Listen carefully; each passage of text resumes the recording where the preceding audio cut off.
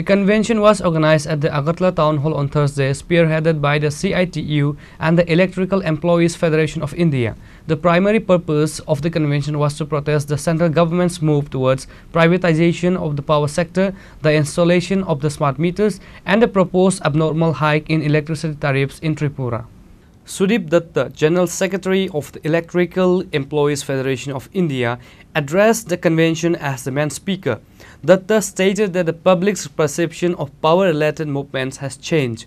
People now understand that access to electricity is a fundamental human right, and any threat to this right must be resisted by the public. Other notable attendees, including Manik Dei, President of the CITU, Shankar Prasad Datta, General Secretary, and former Minister Bhanulal Shah.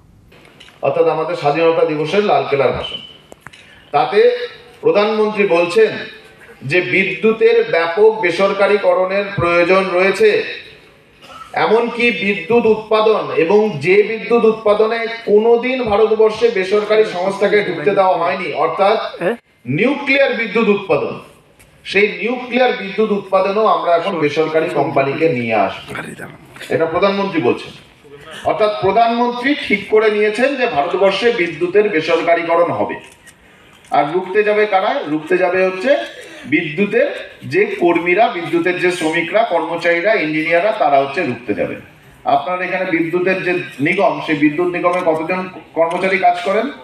1500, 1200, 1300। তাহলে দেশের সরকার, রাজ্যের সরকার যখন চাইছে যে বিদ্যুৎ বেসরকারীকরণ হয়ে যায়, এই 1200 মানুষের পক্ষে কি সেটা ঠেকানো সম্ভব? সেটা ঠেকানো সম্ভব না। তাহলে ঠেকাতে গেলে কি করতে হবে? ঠেকাতে গেলে যে কোটি কোটি গ্রাহক রয়েছেন তাদের সাথে বিদ্যুতের শ্রমিক কর্মচারীদের একসাথে এক জায়গায় চলে আসতে হবে।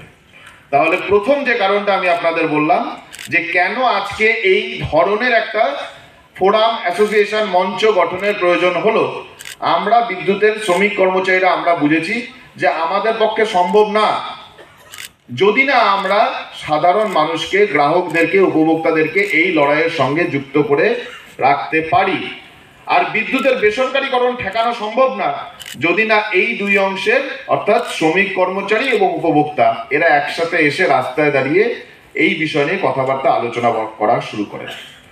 আচ্ছা, এবারে আমরা যখন বলছি এই যে উপভোক্তা, এই উপভোক্তা মানে কারা? গোটা ত্রিপুরায় যদি আপনারা দেখেন, কারা বিদ্যুতের উপভোক্তা?